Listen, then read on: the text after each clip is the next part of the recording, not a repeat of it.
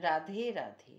जी हाँ, मैं दर्शना शर्मा संयम म्यूजिकल ग्रुप की ओर से आप सब का हार्दिक अभिनंदन करती हूँ नानी बायरो मायरो में।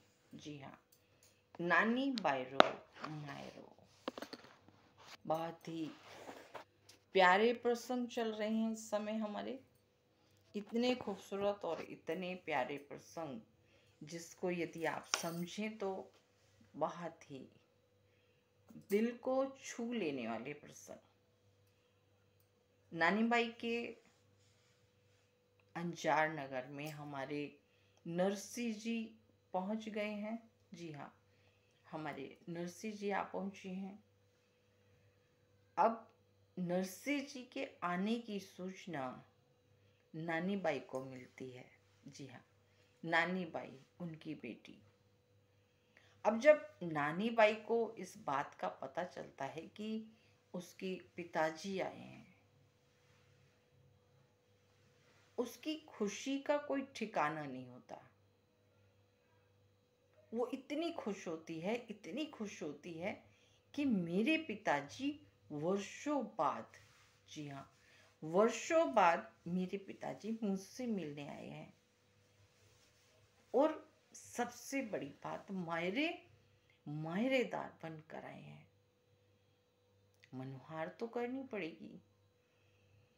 अब नानी बाई अपनी सहेलियों से कहती है कि मेरे पिताजी इस उम्र में दुख पाकर आए हैं, मेरे साथ चलो और मेरे पिताजी का मनुहार करा दो।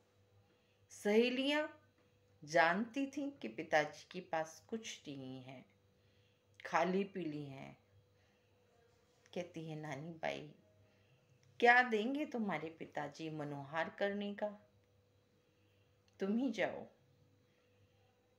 दूसरी से कहा, तीसरी से कहा, जो भी सहेली से नानी बाई कहे, नानी बाई की सहेलियां कह दें कि नानी बाई क्या करोगी मनोहार करके, मिलना विलना तो कुछ है नहीं। नानी बाई कहती है कि मेरे पिताजी हैं, वो क्या कुछ देंगे तभी मैं अपने पिताजी की मनोहार करूंगी, मुझे स्वागत तो करना ही है। एक बार नानी बाई हाथ जोड़ के कहती है कि एक बार मेरे साथ चल दो। एक सहेली कहती है कि ठीक है, तुम कहती हो तो चलते हैं। अब जब कहते हैं ना कि एक ने कहा तो दूसरी भी कहती है, तो ठीक है, तुम अकेली क्या करोगी जाके, मैं भी चलती हूँ ना। इस तरह दो सहेली और नानी बाई चल देती हैं नरसी जी की मनुहार करने, उनका स्वागत करने, तिलक करने, क्योंकि वो मायरेदार बनकर आए हैं। ऐसी परिस्थिति में नानी बाई अपनी दोनों सहेलियों को लेकर के पहुंच जाती है अपने पिता नरसी के पास।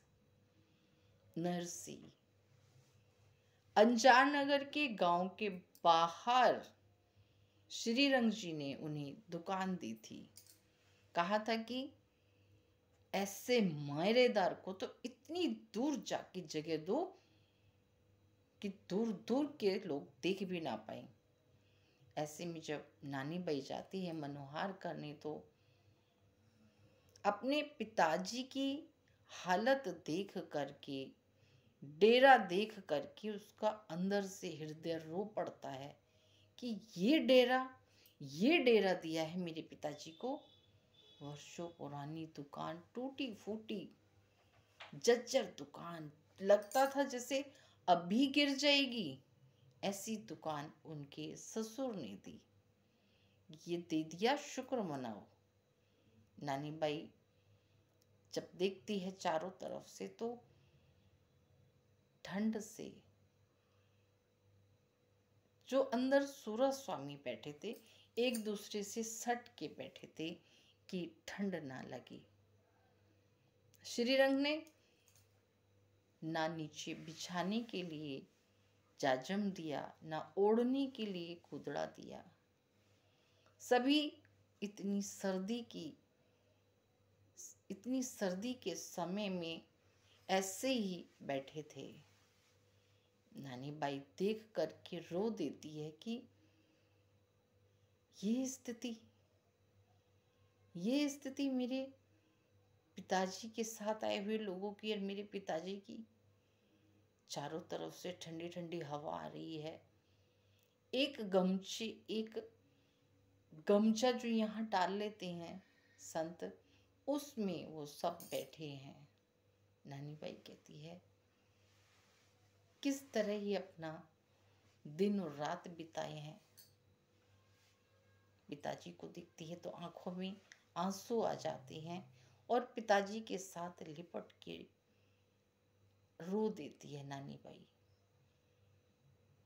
रोने के पश्चात नानी बाई क्या कहेगी नरसी जी से, और रोती हुई नानी बाई को क्या कहेंगे हमारे नरसी जी।